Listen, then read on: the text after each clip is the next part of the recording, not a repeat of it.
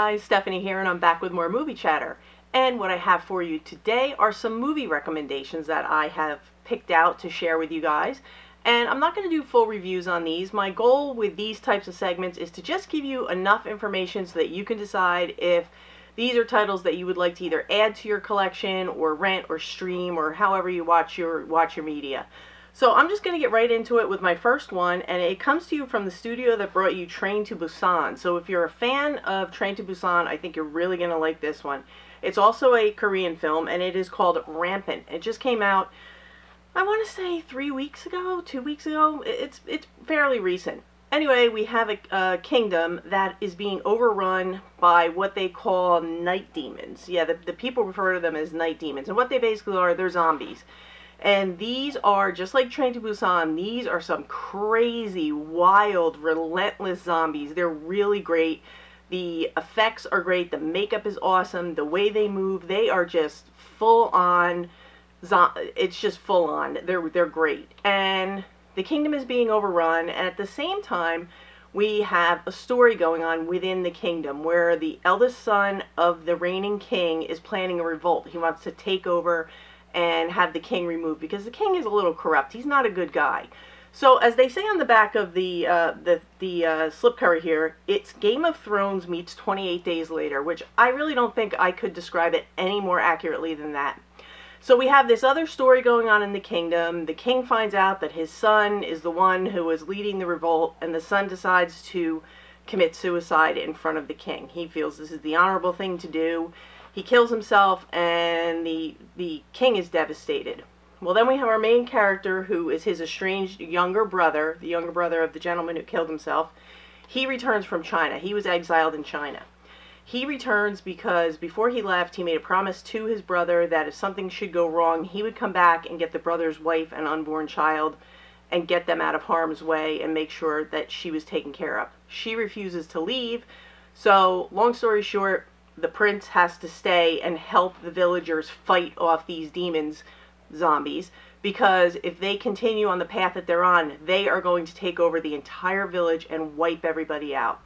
So that's basically the story that you have going on. So you have these great action sequences, awesome zombie sequences, and you put it all together and you have a great movie. This was a lot of fun. I enjoyed all of it. The action sequences are good. Like I said, the zombies are really great. They're so well done. I love the makeup. I love that they were not these slow-moving zombies that you know everyone can get away from. It's just really, really well done. And I think that, like I said, if you enjoyed Train to Busan, definitely put Rampant on your list of movies to buy. I can leave a link in the description, an Amazon affiliate link, so if you want to check it out that way. I don't know if you can stream it yet, but I'm sure you can probably rent it on Vudu or wherever you rent your movies. But yeah, definitely check out Rampant.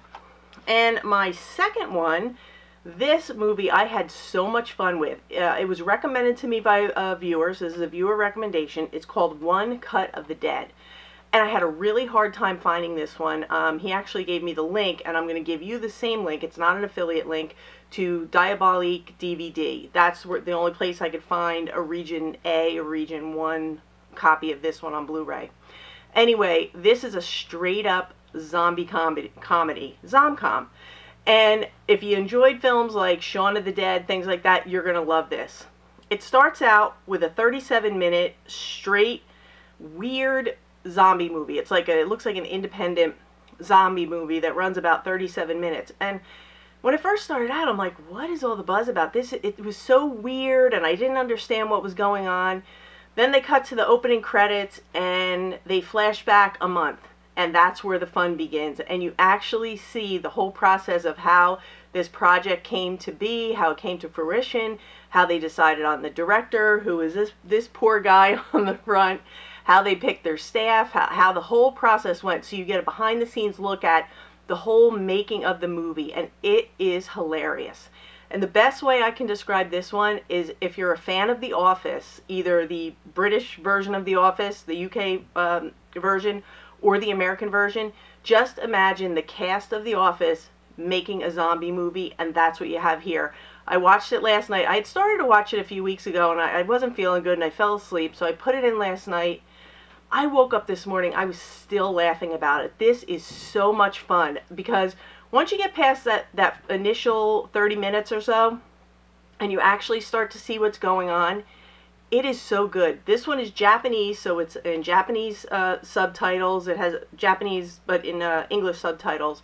So you do have to do a little bit of reading, but let me tell you, the things that go on are just, you couldn't even imagine it. It is just so much fun, and like I said, just picture The Office making a zombie movie, and that's what you're getting here. So I highly, highly recommend this one. And like I said, I'll put the Diabolique DVD link down below. I think I got it in a day or two, so it's really easy. Their shipping's really easy.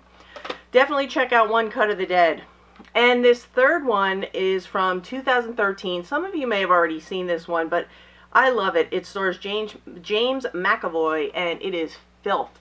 And James McAvoy plays a police officer, and he is up for promotion. He's also having issues with his wife and daughter, who he's estranged from, so he feels like if he gets this promotion, it's going to change his whole life, and his wife will come back to him.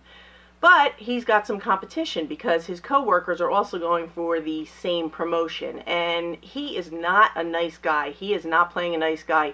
He's corrupt. He's a womanizer. He does drugs. He will do anything to corrupt his co-workers and make them look bad in the eyes of their supervisor. So he is ruthless and relentless. And he's also a little screwed up. He's a lot screwed up because he starts hallucinating. And you don't know if you're not quite sure if he's mentally ill or if it's the drugs that he's doing. There's a lot going on. But let me tell you, James McAvoy is this movie. He gives the performance of his life in this movie. He's fantastic. And the main case that they're working on is the murder. It's a brutal murder of a Japanese student. And he is heading up the investigation. And let me tell you, crazy, crazy things go on. And there is a twist at the end of this that I kind of thought maybe I saw coming, but I wasn't 100% sure, and it is way more involved than I could have ever imagined. But yeah, if you haven't seen Filth, and whether you're a fan of James McAvoy or not, I say give it a look, give it a rent, give it a stream if you're not sure. But again, I'll leave the link down in the description if you want to check out the Blu-ray. It wasn't very expensive because it's an older film, but yeah, this is really, really good. It's a lot of fun, and like I said, he gives a performance of his life in this one. So yeah, definitely check this one out. And I can't say too much more about that one because the more I say, the more I'm getting into spoiling the whole thing. It's really easy to spoil that one. And now totally switching gears, this is a newer release. It came out I think 2 weeks ago, and this is so out of my choices of genres that I would normally watch, but I heard such good things about it and I was not disappointed. So we're totally changing gears here. And I am going with Instant Family, starring Rose Byrne. I always forget her last name, and Mark Wahlberg. And this is based on true events. And the young couple, Rose Byrne and Mark Wahlberg, decide that they want to foster a child. They're a successful couple. They do house flipping, so they buy these old fixer-uppers and they flip the houses. And they decide that something's missing in their life. They feel like they're in a rut, and they decide that they're going to foster kids. So they go to this agency, and they have to participate in these parenting classes, and then they get invited to a meetup where the kids are there that are in need of homes, and the people who are interested in adopting the kids or fostering the kids with hopes of adoption eventually, are there, and they try to meet up. And there's a group of teenagers, and Octavia Spencer actually plays one of the counselors there, and she is fantastic as always. I'm not sure the name of the other woman who is her co-worker, but the two of them are hilarious. They give a great performance together. Anyway, they're there, and they let this couple know. They said, listen, you know, we have the teenagers over here, but most people want the little kids. They shy away from the teenagers, and so they agree. They go more towards the little ones, but they are taken with this one young girl. She's probably about 14 or 15, and they really like her. She's got a little bit of an edge to her, a little bit of an attitude. She's right here, and she flat out says to them, she's like, listen, you guys aren't interested in the teenagers. We know it, so just leave us alone. We're cool. It's good. And she's the girl they pick. She's the one that they want to foster. What they don't realize is that she comes with 2 younger siblings. And there you have your instant family. So they bring them home, they decide they're going to foster them, and everything is starting out great. They're going back to the group. They have group meetings where everyone who's fostered, everyone who is in this parenting group, they get together and they talk about their experiences, and everyone is complaining. Everyone is having a miserable time with their transitions, and they come in and they're like, everything's perfect. They're wonderful. They're so much better than we thought they'd be. That's the first week. Everybody in the group laughs at them. They're like, yeah, you're in the honeymoon phase. Just wait. A few weeks later, they come back, and they're like, we can't stand them. They're driving us crazy. The kids are going wild. Nobody's listening. All hell is breaking loose in the house. But it's a really accurate look at what people, both the parents, potential parents, foster parents, hopeful adoptive parents, and the kids in the system, what they go through and the processes and the hurdles that they have to overcome and the pitfalls and the high points. And it just is a really, there's a lot of heartfelt moments, there's a lot of difficult moments, there's a lot of happy moments, sad moments. I mean, this runs the emotional gamut. And I'm not usually into films like this, but this was so good and so well done. I really highly recommend it. I think it's a good film for everyone. It's rated PG-13. I think there's a little bit of language in it, but I really think this is a really appropriate film for pretty much the whole family. It's a lot of fun, and I really think you're going to walk away having had a good time and being really happy that you saw it. So yeah, I really recommend Instant Family, and like I said, it really surprised me. It so exceeded my expectations, but a few people that I have faith in their reviews suggested it, so I took a chance and I picked it up, and yep, it was definitely not a mistake to watch this one. So I say rent it, buy it, stream it, whatever, but either way, just definitely give it a look because it's a good story. It's a good one.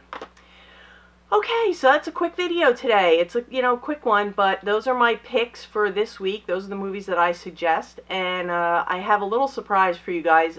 Probably next video, I'm going to have another giveaway, but I haven't received it yet, so waiting for that to come in, and like I said, it should be in for next video. And I want to thank you guys as always for watching. You know I appreciate it, whether you stay here for 1 minute or you stay for the whole thing. I always appreciate you guys being here. I appreciate your support. If you enjoyed this, please give me a thumbs up, leave some comments, hit the subscribe button, and don't forget to hit that notification bell so you know when I upload again. And I'm going to be back real soon because I still don't have a car, so I don't have anything to do but watch movies and talk about them. Anyway, that's going to do it for me today. I hope you guys have a great night, and that's a wrap.